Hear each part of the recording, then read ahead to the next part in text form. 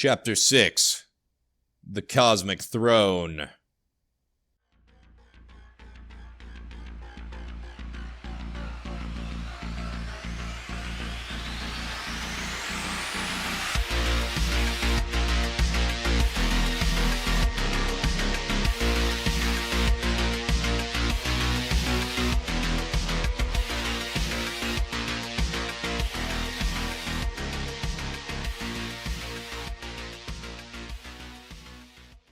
The ship was adrift without any thrust or will of its own by which to control its own movement, spinning through the new space it found itself in.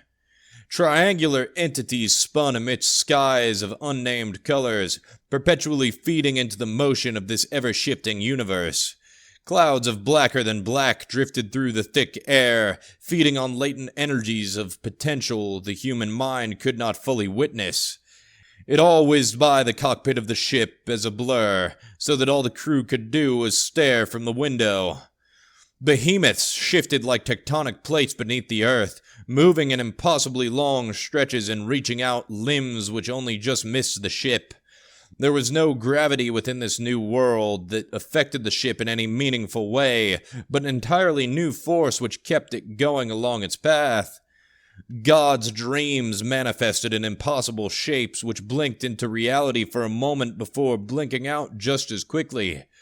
It was utter chaos, a constant mesh of tentacles and hard-edged entities that perceived the world through vibrations of their motion. The triangles spun and spun, shrinking sometimes to an atomic level, expanding sometimes until their shape was imperceptible before blinking into an entirely new shape altogether. The crew could do nothing but stare slack-jawed as they propelled through it all. The creator of this new and strange place was in no way benevolent like the creator of the world the men had come from. This was a mad god, drunk on his own creative impulse which shot forth and impregnated the fabric of reality with delusions. There was no comprehensible order, no hierarchy, no exit. Something large shifted, ramming into the tail end of the ship, but nobody on board felt an impact. The whole ship merely vibrated as if words to a song had been screamed too loud, or at least too incomprehensible a frequency. Their chests buzzed, their vision distorted and warped as new colors and shapes strained the human senses to even behold. The ship was a speck of red inside a vast ocean of crystalline and esoteric colors, now in a tail spiral. A great and bulbous beast shifted beneath them, his groans causing their ears to bleed and pressure to build within their skulls. The ship descended, narrowly missing as the unknown god rose and stretched his limbs. Gearhead Psyche was breaking at the seams, slowly unraveling like a sweater with a stray thread, closing his eyes, covering his ears and whispering, "What the fuck?" over and over, as he rocked like an infant. The ship gained rotation, spinning faster and faster, and yet never actually gaining speed. Speed was a concept of the old world. The laws of acceleration could not even begin to describe how a purely physical entity may traverse this strange new land. There was intense and blinding light, which whizzed by their vision as they spun, but between the cracks of beings, there was darkness such that human minds merely were not equipped to perceive. Swirling black vortexes which brought the absence of all that was good and holy, morphed into reality, spinning like cogs on a huge machine. Distant shrieks pierced their ears, changing in frequency. Some were like the song of angels, others like the death screams of an entire planet. The noises would raise gooseflesh one moment, and heat one's ears the next.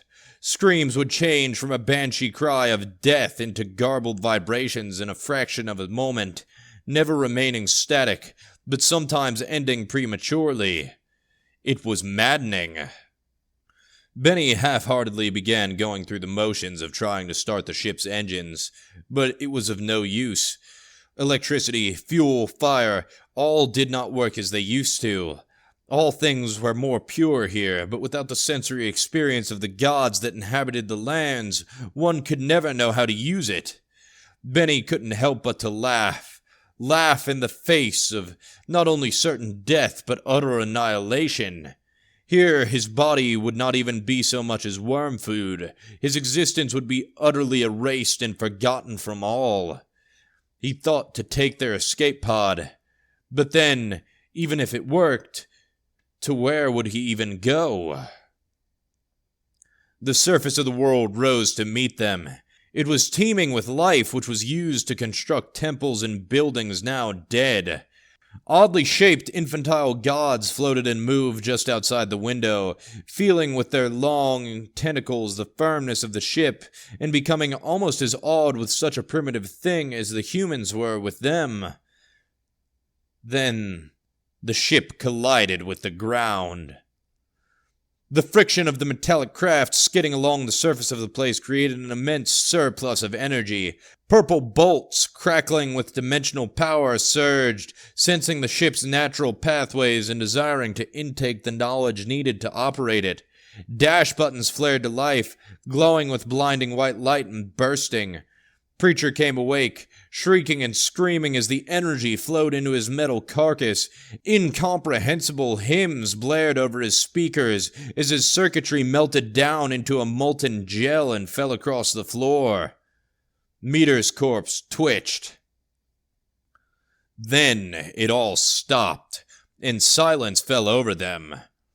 It was as if the entire dimension had suddenly decided to stand completely still.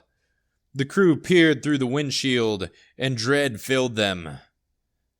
The throne was made of nameless jewels and precious metal things which held no value in this plane and yet were used anyways. Only a fool would choose such materials to construct his throne, and yet there sat on it was a fool indeed. He had no need for movement, for the very universe was his sensory organ. Long tentacles fell from his head like dreadlocks, or like a jester's cap. His body was humanoid, and yet without the vital physicality that made a human, so that it was ever melding and unmelding with reality. Only his grin was stagnant, a grin full of teeth he did not need for any other purpose other than to show he found the place he had created to be amusing. The crew screamed.